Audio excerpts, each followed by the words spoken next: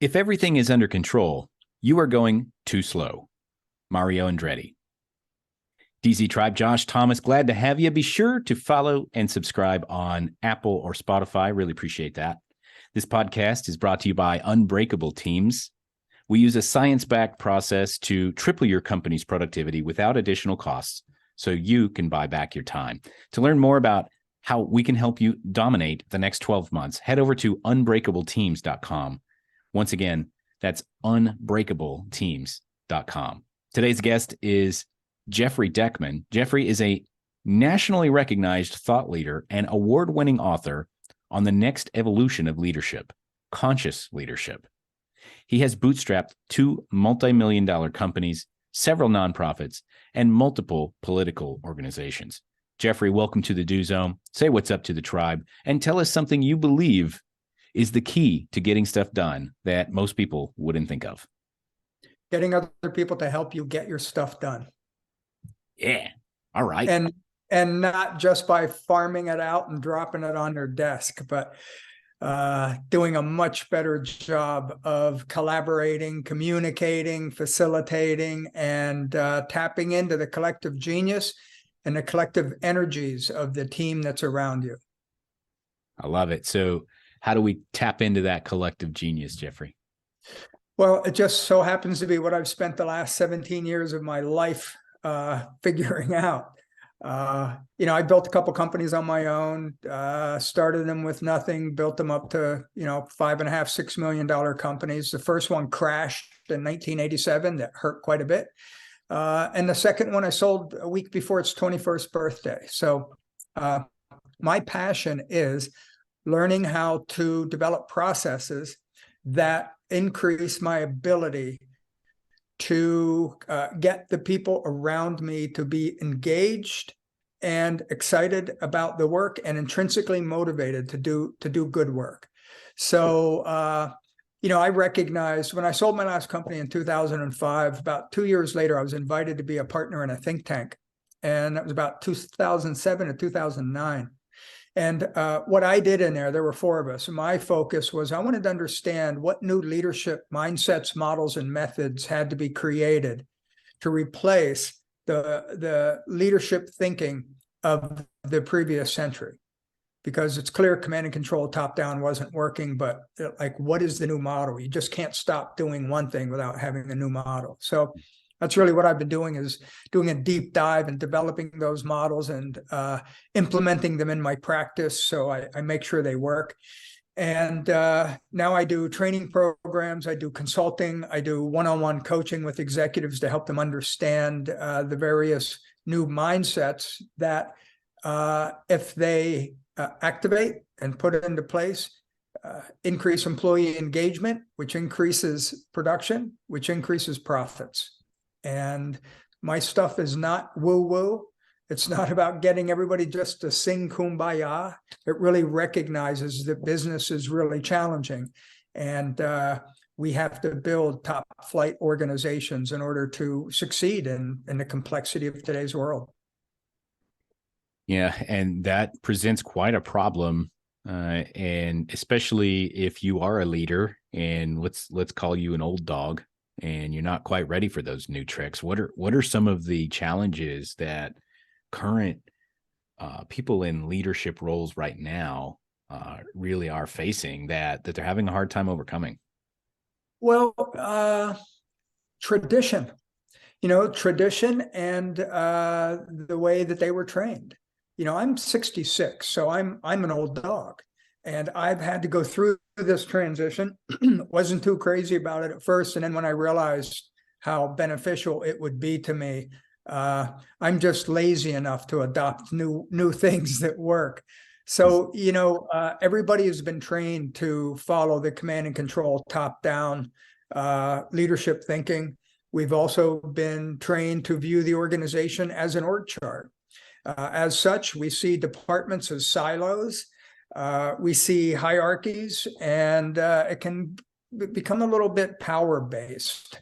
The reality of it is that, and this is the good news, the new models are so much more intuitive than the org chart is. There were some consultants from McKinsey that wrote a book called Mobilizing Minds. And in it, they said 67% of the work done in an organization is done outside of the org chart in informal networks. And I looked at that and I said, you know what? I want to understand what's going on in those networks, because clearly there's something happening behind the org chart. And these people aren't doing that just to be rule breakers or to be troublemakers. They're doing it in order to be more productive than what the org chart and the bureaucracy allows them to do. So what you're really saying is the structure that we have created in order to be more efficient and more productive is actually inhibiting that efficiency and that productivity in some way because it's too rigid. It's too rigid and it's unnatural. And, you don't have to believe me. If you take a look at Gallup's employee engagement studies, they do one every year. They've been doing it for years. And consistently, employee engagement is at about 33%. That means about 70% of the people aren't engaged. Imagine a baseball manager who could only get 3 of his players out on the field. He wouldn't have his job for very long. But we've had this level of performance so long, we've accepted it. In fact, if somebody gets up to 40 or even 50% employee engagement, they're considered heroes. And then when they survey the workforce, 70% of the workforce wants to be engaged. So 70% aren't, 70% want to be. So, and management, 100% management wants them to be. So what's the problem? And that was what I delved into in my research. And what I realized is it's not a people problem, it's a model problem. And the model is the org chart, because the org chart is basically an assembly line mechanized representation of how organizations work. Nothing could be further from the truth. The most powerful and most effective design for human collaboration ever created is the tribe. In fact, tribes are everywhere. Psychologists have determined that you can bring 10 people together who've never met one another, put a common objective in front of them, and within 7 minutes, tribal dynamics start to kick in. Leaders start to move forward, collaboration starts to occur. Because back when we were in caves, we needed to collaborate, and you didn't have the department of the mammoth hunting. You didn't have the department of the fire, the fire gathering. You had everybody working together. We need to survive. What do we do, right? You had to have a leader take the leader role. You had to have somebody collaborate and follow the directions of the leader. That's a really fascinating observation that you said there, Jeffrey. And you said it, I want to make sure that I capture this.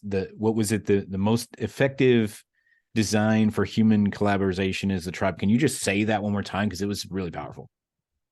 Yeah, the most effective design for human collaboration ever created is the tribe.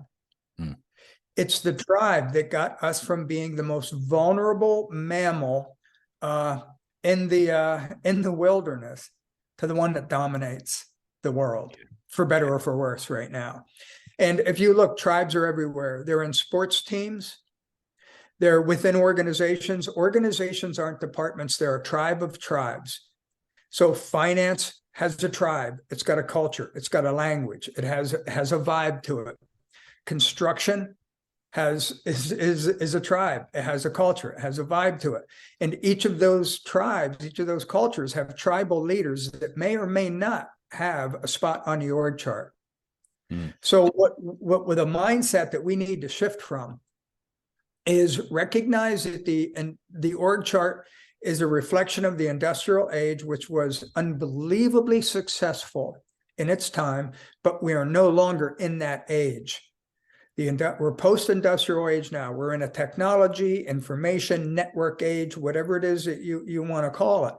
And we're in a point in time in human history that literally they're going to be writing about 1,000 years from now, because there's only been several key ages in human evolution. At first, we were the nomadic age. Then we became the agricultural age, then the industrial age, and now we're in this technology age. So everything's shifting, and we have to go back to a more networked way of thinking and engaging one another. which a network is just another word for a tribe. And what you're really saying is we as human beings, yes, we like tribes, but we also feel like we like structure, because structure creates comfort for us and it creates predictability. It was during that industrial time, there was a gentleman named Robert Owen who did not invent this phrase but popularized it, where he said, we need to work 8 hours labor, 8 hours recreation, 8 hours rest. Basically inventing the 8-hour workday on a slogan, dividing the day into thirds and saying you should work 8 hours a day, because they were working like 12 to 16 hours a day and like dying at their factory or whatever. And so he's like, nah, don't do that. Actually, you'll be more productive this way. And that was in the 1800s. But we have advanced so significantly as a society and with technology that even that thing that worked great at the time, as you mentioned, no longer really serves us in the same way. And so I see a fascinating, like an interesting parallel there. I wonder if you have any comments on that specific topic about the 8-hour workday. Yeah, well, the 8-hour workday has, since the pandemic and everybody's working at home and the internet and everybody gets email and we have computers on our hips and in our pockets. So we have access to, it's constant communication. So that 8-hour day has kind of stretched. And it has changed drastically, because it's not just 8 hours of focus. Depending on where you're working, you're taking a break in the middle of the day where you didn't before, but you're also answering emails at 8 o'clock. So what we've got now is we've got a hybrid environment. I don't think we should get rid of the org chart completely. I think the org chart absolutely has its value. It identifies departments. It identifies who is responsible for decision making, and we need that structure in that form. But we have to realize that that's not what runs the organization. There are three forces behind the organization that power everything: tribal dynamics, knowledge networks, and culture. So as leaders, we want to understand tribal dynamics. How are the people working together, and how can I engage them as a leader, that they see me as a valued trading person? And we also want to be able to, in addition, I just completely lost my thought on that. That's all right. I love, while you're recollecting that thought though, tribal dynamics, knowledge networks, and culture. Knowledge networks and culture. So I spent 20 years designing computer networks. That was my last company. And I realized about 7 years ago that the four principles that you need to make one computer exponentially more powerful by plugging it into a network, those four network principles, if you apply those same principles to assembling a team, you will increase the level of performance by by individuals very similarly. So I don't look at teams as teams anymore. I design them as networks. So I look to make sure, the 4 parts of a network that you need to make work are that you need information processors, you need the right amount of computers, right? So in a team, you need the right amount of people. Then you need the proper applications and software. Well, with teams, that's the proper training, education, and experience. Then you need really strong network connectivity, because if the computers can't communicate well with one another, the network becomes a not work. So in the human network, those communication links are based on trust and how well people get along. So you want to look at relationships. And then the fourth part of it is bandwidth. I remember many years ago, I had a company, we did a lot of CAD design, and anytime somebody would look to send a CAD through the network, the bandwidth was too much, and it just pushed everything out. Nobody could get anything done for 20 minutes, right?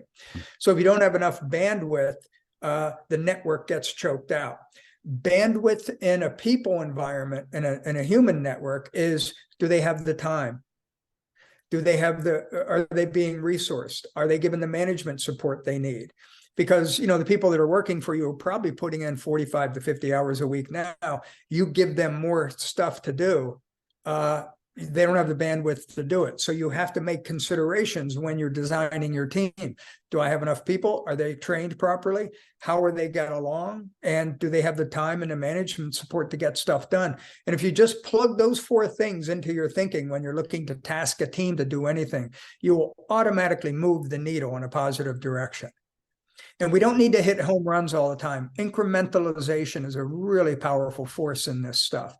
So if you just get in and you start seeing your organizations a little bit differently and connect a little bit more to the people, understand human capital makes financial capital. So financial capital is a lagging indicator of how well you're doing your human capital. So if you focus on that, as long as you know what you're doing for a living, you're going to make more money.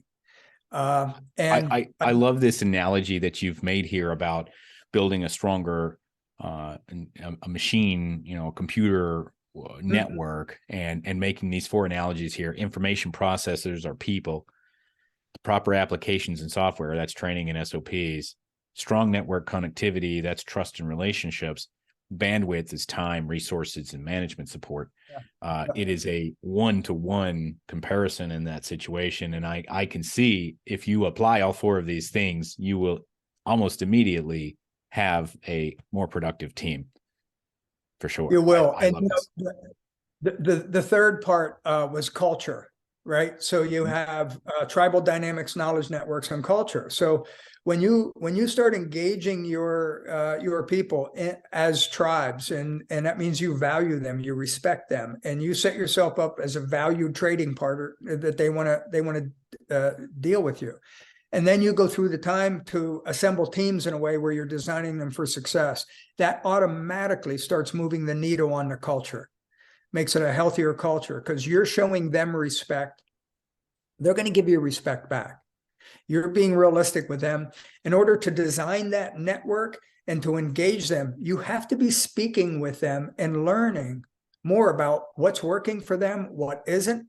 They're at the same time learning what you need and why. And it starts breaking down this unnecessary and unnatural and unhealthy barrier between the front office and the front line. We have to integrate. We can't be hierarchical structures to the degree that we have been. We have to become tribal networks that look to maximize the collective genius and energies of our organization in order to increase performance, production, and profits, and resiliency. And companies have to go through this transition, especially in this period of time. I mean, the pandemic just hit everybody like a lightning bolt, and everybody's going, oh my gosh, we have a huge learning curve. We know the old stuff isn't working, but A, we don't know what the new model is, and B, we don't know how to get through that. So that's the essence of all my work. I wrote a book around the conscious leadership mindset. I have a pretty extensive series of training programs that I help people either with individual trainings to go through it. And I also have a certification program that helps people work their way through this transformation because it's tough. I mean, it took me 17 years to figure it out. And now what I want to do is collapse that so that I can start showing people what this stuff is. And the good news is it's very intuitive. The more you see about this, the more you realize how much you actually knew about it, because it's human dynamics, but it just has not been applied in a business environment. And that's the conversion that I do. I love it. I love how you think. I love how you operate. Let's crack into that skull over there and do some zone diagnostic. Are you ready? I am. All right. Awesome. First question here, just rapid fire. First thing that comes to mind, Jeffrey, what's one thing you do that keeps you focused on your goals? I calm my mind. Nice. And how do you get back on track when you lose that focus? This may sound kind of corny, but I've done a lot of consciousness work, spiritual work, energy work, etc. When I get lost, I'm lost in my head. And what I do is I just take a breath and I'll put my hand on my heart and just think about heart, because the heart has 40,000 neurons in it, and it is a thinking entity. The Mm. heart is a thinking entity. Heart math And does you a lot. told me you weren't woo woo. Oh, that's not woo-woo. That's quantum physics, I baby. got you, man. Awesome. And who is your support group, and how do they keep you accountable? I really don't have one. I'm a solo entrepreneur now. I think if anything, maybe my wife, and only because she's an inspiration to me. And if I ever grow up, I want to be just like her. So, Nice. so that's it. And I'm motivated to do well for my kids. They're all up and older, but I want to leave them something other than memories when I go. So Awesome. I love it. And how do you approach a difficult project that you're not quite sure how to complete? open. I ask a lot of questions. I invite questions and I listen. I have a whole leadership process called the bigger no principles of conscious leadership, and it's based upon the fact that I know what I know what you know, and together we have a bigger no.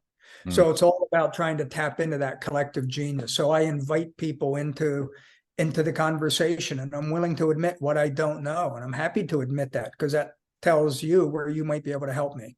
But nice. humility and being open.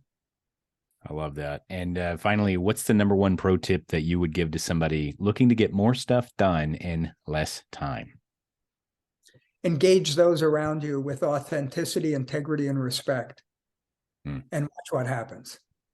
yeah, you got it, man. Awesome. And so you've We like, referenced this.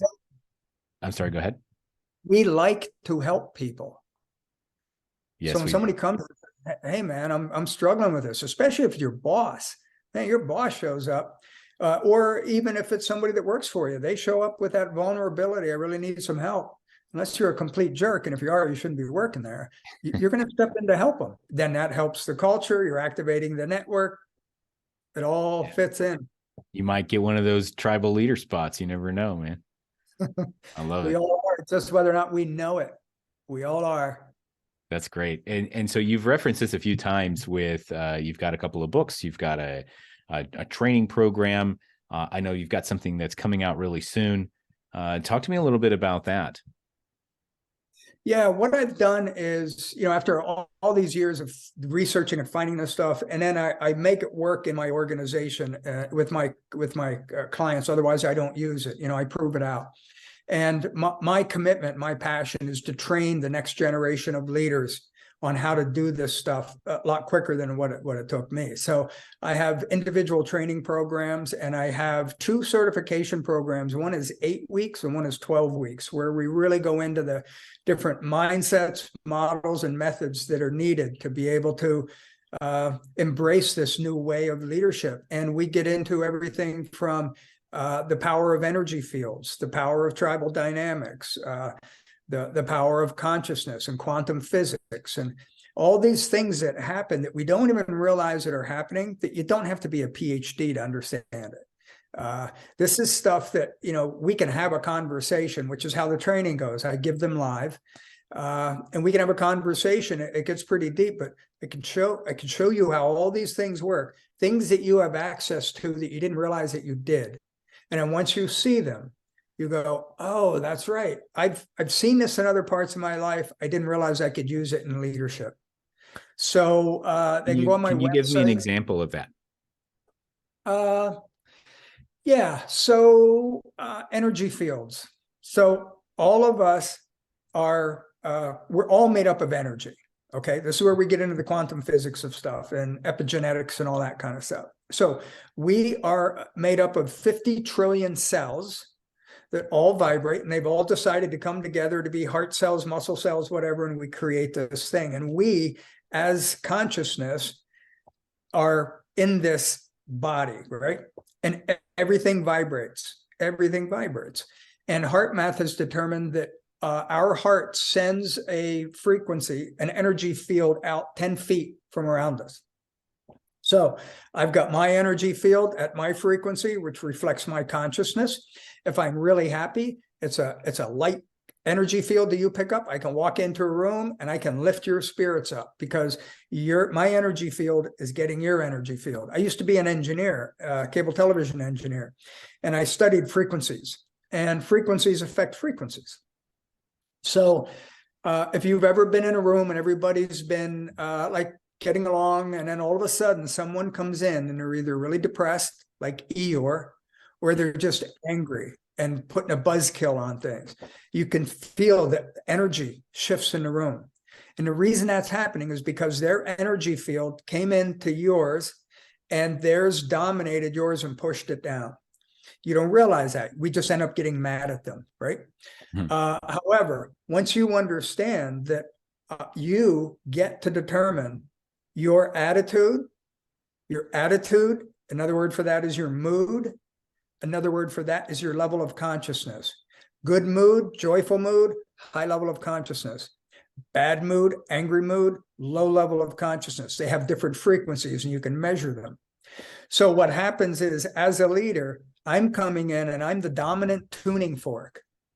My energy is going to drive other energies. Every human is a transmitter and receiver of these energies. So it means we're all tuning forks. And it used to be, Eeyore would come in, or Frowny the Clowny would come in, and I would drop down. I'd be mad at them. And I didn't realize that I'm actually empowered to determine what frequency I'm gonna operate at. So instead of getting mad at them or feeling like a victim, I could just look and go, wow, I feel bad for them because they're vibrating at a low level. They're not happy right now either. So I'm just going to step outside. I'm going to generate my own. Maybe I can help them, maybe not. But the most important thing I'm going to do is I'm going to not let them pull me down to a place that's not good for me. You can take that in a microcosm and you can expand it outward, and it's really effective. That's what really effective conscious leadership is about establishing a level of self-awareness and consciousness that you hold in yourself, that other people can sense it. They don't naturally recognize it, but we sense it. And as we sense it, we're drawn to it, because tribes survive by following competent, stable, nurturing leaders. So it's in our tribal DNA to follow someone who is who we perceive to be operating at a higher level of consciousness. Now, you can get some people that do that and take it in a bad direction, which is, very dangerous. Some of that stuff around Scientology and some of the cults, and that's that stuff gone wrong. But you take those same principles and you get them in the right direction. They're incredibly powerful. Martin Luther King, Mahatma Gandhi. I forget the gentleman that was in South America, or I'm sorry, South Africa. Mandela. All those guys held that level of consciousness. They're also humans, they had their mistakes. So this isn't about walking around in robes and sandals and never making a mistake, right? Yeah. It's just about doing your best to do your best in a conscious way. Wow. And people follow you based on your level of consciousness, not because you're power over them. That's amazing. And so who would be a good candidate to engage with the training and the material that you have? Who's this best for? Well, there's a couple layers. If you're a senior executive or a business owner and you really want to shorten your learning curves to get, like, what are the new methods that are defining leadership in the 21st century? That. Also, if you're someone who is just really interested in understanding how to be a highly influential person in your circle of influence, whether it's home, whether it's in your community, you don't have to be a CEO for this stuff to work. And this stuff, the more you see it in business, the more you see its real value is in how you engage in life. So it's kind of heady stuff. You have to be a kind of a leadership geek. It's got to be a passion for you. And if it's a passion for you, you will be amazed at what you will first learn about yourself. And as you learn more about yourself, you then learn about other people and you have more compassion and empathy with them. And then you learn how to connect better with them. And once you learn how to connect better with them, you can teach them the path you just went on. And as far as I'm concerned, that's the obligation we have as leaders, is to create the next generation of leaders so that they can stand on our shoulders and do better work better. And before they get to that point, We have to put the rungs in the ladder for them and reach down for them and help them to come up.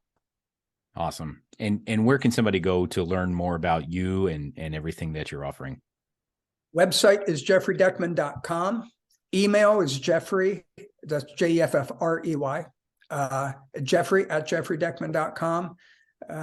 Send me an email. I respond to them. I'm a blocking and tackling guy. I'm like everybody else. And reach out to me. You can go on my website. I've got a ton of resources in there. I've got a YouTube video channel that you can go in that has a lot of really interesting 5-7 minute video clips that teach you everything about understanding the various aspects of your personality, to how to get on a fast track to self-respect in a way that's really healing. And there's some mechanical stuff in there, and there's a lot of really thoughtful, conscious leadership stuff in there. And I've got blogs, I've got podcasts that I've been on, and just dive in and kick around, and all of it's for free. But you can find out if this stuff resonates with you, then you should take some of the training. It's really powerful. Love it. Jeffrey Deckman, thanks very much for being here and sharing some wisdom about how you get stuff done. I really appreciate that for you being on here. For those of you who are interested in engaging more with Jeffrey, you can go to jeffreydeckman.com. That's JeffreyDeckman, jeffreydeckman.com. Lots of great free training and information on there. I encourage you to go and consume as much of that as you can. Once again, if you want to keep hearing great content like this, be sure to follow and subscribe to the Do Zone podcast on Apple or Spotify.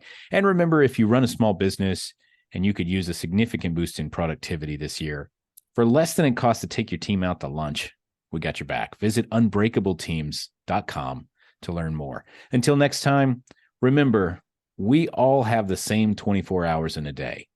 What are you going to do with yours?